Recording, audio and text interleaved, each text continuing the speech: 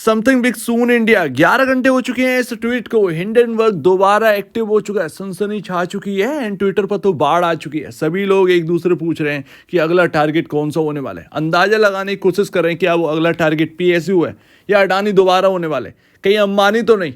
लेकिन गैस करने की कोशिश करते हैं कि सबसे ज़्यादा जो प्रॉब्लम है इंडिया के अंदर वो कहाँ पर, किस सेक्टर के अंदर आ रही है, जिससे बहुत ज़्यादा हलचल है इस वक्त इंडिया के अंदर और कई सारे कदम उठाए जा रहे हैं। हिंडनबर्ग का कहीं ना कहीं अगर टारगेट होगा तो वहीं हो सकता है। Hi, this is Dev and watching traders diary, और आज हम बात करने वाले हैं हिंडनबर्ग बाबा के एक और अटैक के ऊपर। तो सबसे पहले हमें समझने के लिए ये समझना होगा कि हिंडनबर्ग टारगेट कहाँ करता है। अभी तक अगर आप देखें तो उसकी रिपोर्ट में चाहे 80 पन्ने की हो, 90 पन्ने की हो, उसमें कुछ ज़्यादा आपको देखने को नहीं मिला। भाई कर्ज वाली स्टोरी एंड यहाँ पर हाई वैल्यूएशन स्टॉक, सिर्फ और सिर्फ दो चीज़ें जो है वो आगे बढ़ते बढ़ते बढ़ते बढ़ते चलती हैं। अडानी ग्रुप में हमने देखा कि ऑलरेडी हाई वैल्यूएशन था और हर निवेशक जो इस फंडामेंटल को समझ रहा था वो बात करता था, बट वायरल चीजें नहीं होती थी। हिंडनबर्ग रिसर्च एक बार आई और उसके पन्ने जो है वो वायरल हो गए। बस इतना सा ही डिफरेंस है। बहुत सारे लोग पहले से जानते थे, बहुत सारे लोग इससे जानने से इनकार करते थे, और हिंडनबर्ग आया तो दोनों लोग एक्टिव हो गए एंड देन यहां पर आई गिरावट। बट अगर आप देखें तो इस बार भी वो कुछ यही टारगेट करने वाले हैं, हाई वैल्यूएशन या डेट, इससे रिलेटेड ही यहाँ पर कंपनी होने वाली है। एंड ऑफ कोर्स वहां पर झटका जरूर लगेगा अगर कुछ बात आती है, या फिर एक कोई साइकोलॉजिकल मजाक खेल रहे हैं क्योंकि सैटरडे एंड संडे का दिन है और आप देखेंगे ट्विटर पर हर कोई बात करने लगा। क्या हिंडनबर्ग सिर्फ यही चाहता कि हलचल मच जाए और कुछ ना करे? हो सकता है, but may be, but gas करने की कोशिश करेंगे कि प्रॉब्लम किस सेक्टर में चल रही है। तो सबसे पहले समझते हैं, अडानी ग्रुप के लोग काफी हरकत में आ गए होंगे, अडानी ग्रुप के इन्वेस्टर्स यहाँ पर जो है काफी हरकत में आ गए होंगे। क्या गौतम अडानी जी दोबारा यहाँ पर टारगेट करे जा सकते हैं? पॉसिबल है, बट उसके यहाँ पर पॉसिबिलिटी काफी लो है, बहुत लो है, क्योंकि अब देखें तो कुछ ज्यादा बचा नहीं है। ऑलरेडी अगर आप देखें अडानी पावर के हाल सुधर चुके हैं, अडानी एंटरप्राइजेस पहले से यहाँ पर जो है ट्रैक पे चल रहा है, और अगर आप जाएंगे स्टॉक्स में तो यहाँ पर देखने को मिलेगा कि हाँ सब कुछ ठीक चल रहा है। सिर्फ दो स्टॉक है जिनसे प्रॉब्लम है एंड वो पूरे निवेशक जानते हैं कि इससे काफी दिक्कत हो सकती है। कुछ लोग होल्ड कर रहे हैं, लेकिन अब यहां पर जो है उन स्टॉक्स के अंदर कोई भी इंटरेस्ट नहीं आ रहा है। सो ऐसे में लगता है कि गौतम अडानी जी के ऊपर जो टारगेट करने का एक समझ में आ रहा है कि कर सकता है यहां पर और एक नई रिपोर्ट ला सकता है, ऐसा यहां पर लगता नहीं है। यहां पर अब कुछ बचा नहीं है। एंड वो दो स्टॉक में से एक स्टॉक है अडानी टोटल गैस। देखिए पी रेशियो समझिए, पी रेशियो काफी हाई है इंडस्ट्री पीयर कंपेरिजन, राइट।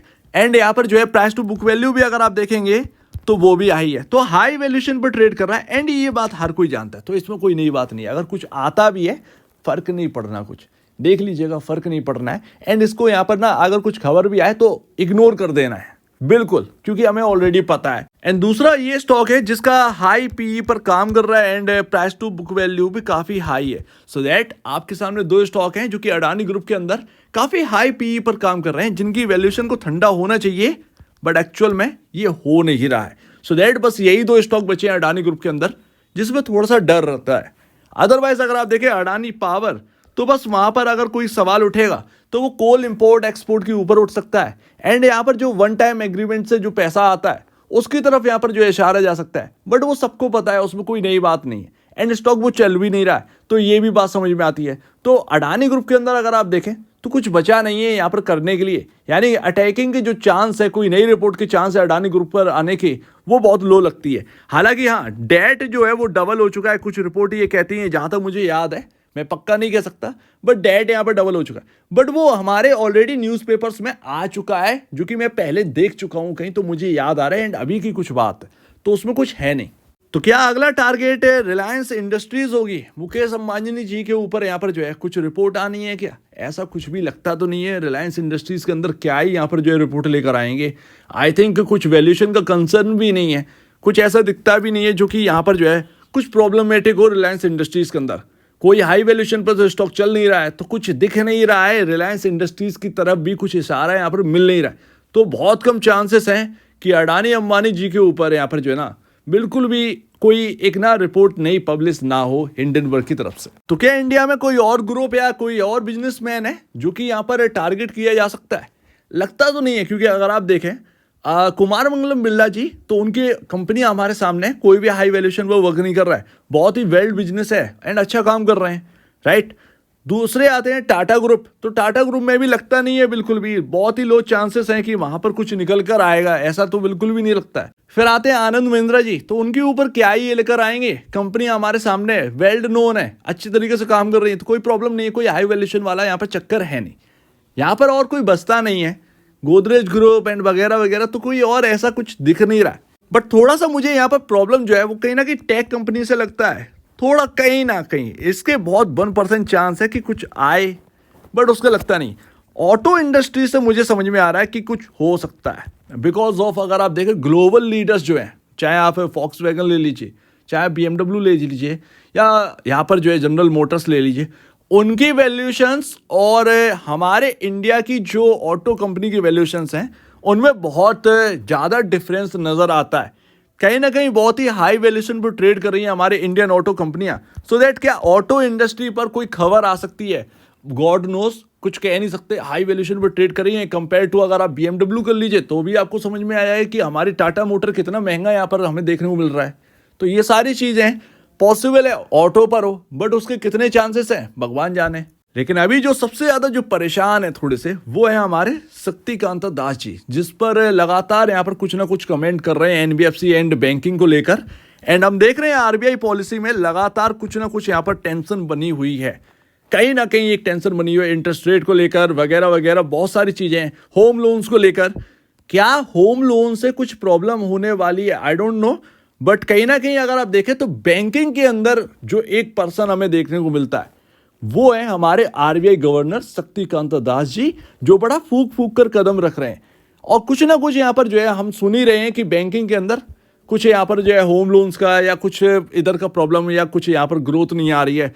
क्या वो एक अटैकिंग बैंकिंग के ऊपर आने वाली है? अब मुझे नहीं पता, बट बैंकिंग के अंदर एक इशारा लगता है, क्योंकि लगातार जो कदम उठाए जा रहे हैं वो बैंकिंग के ज़्यादा उठाए जा रहे हैं शक्तिकांत दास जी की तरफ से। सो दैट ये बैंकिंग सेक्टर कहीं ना कहीं मुझे चांसेस लग रहा है, पॉसिबल है। बैंकिंग और ऑटो ये दो सेक्टर हैं बॉस, जहां पर कहीं ना कहीं इंडियन वर्क अगर अटैक करेगा तो यहाँ पर आ सकती है। अदरवाइज अडानी ग्रुप के अंदर कुछ बचा नहीं है। एंड ऑलरेडी मैं आपको बता चुका हूँ कि दो ही स्टॉक हैं जो हाई वैल्यूएशन पर ट्रेड कर रहे हैं। एंड डेट की जो बात है वो डेट सब जानते हैं डबल है, राइट। तो ज़रा यहाँ पर बैंकिंग पे ध्यान रखिए, खासकर NBFCs पर ध्यान रखिए। मैं पक्का नहीं कह सकता, मैं सिर्फ बता रहा हूँ, क्योंकि यहाँ पर कदम जो लिए जा रहे हैं वो सिर्फ और सिर्फ बैंकिंग में उठाए जा रहे हैं, बैंकिंग सेक्टर के लिए उठाए जा रहे हैं शक्तिकांत दास जी की तरफ से। सो दैट कहीं ना कहीं थोड़ा सा यहाँ पर लगता है कि उसकी चाल जो है हिंडनबर्ग की वो बैंकिंग के लिए हो सकती है। एंड बचा कुचा लास्ट ट्रिगर है जो कि हर निवेशक जानता है कि मिड कैप की वैल्यूएशन काफ़ी आई है। ये 2020 में 13,000 पर काम करता था मिड कैप का इंडेक्स, आज आपके सामने 57,000 का देखने को मिल रहा है।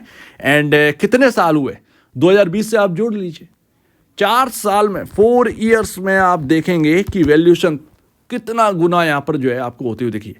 एंड मिड कैप के अंदर बहुत सारे ऐसे स्टॉक्स हैं जो कि हाई वैल्यूएशन पर ट्रेड कर रहे हैं।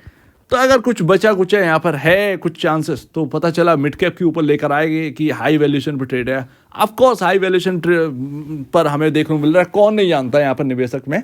तो वहीं पर इन शॉर्ट यहाँ पर कुछ भी बचा नहीं है, सिर्फ और सिर्फ बैंकिंग और ऑटो पर थोड़ा सा एक खतरा सा लगता है, अदरवाइज कुछ है नहीं। एंड मिड कैप के लिए आप बोलोगे तो मिड कैप में ऑलरेडी हाई वैल्यूएशन है, हमारी से भी बोल चुकी है, आप हो कौन फिर।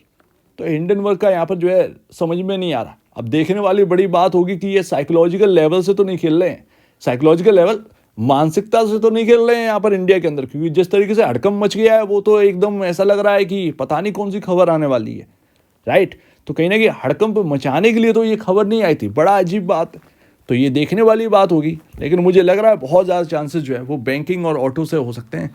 अडानी ग्रुप के ऊपर बहुत कम चांसेस, कुछ बचा नहीं है वहाँ पर। सो उम्मीद है काफ़ी कुछ आपको समझ में आया होगा। लेट्स सी, देखते हैं हिंडनबर्ग की रिपोर्ट क्या कहती है बॉस। आने दीजिए और फिर देखते हैं क्या यहाँ पर निकल कर आती है। अपना अंदाजा ठीक लग रहा है या नहीं लग रहा है। तो अब दीजिए वीडियो देखने के लिए बहुत धन्यवाद दोस्तों।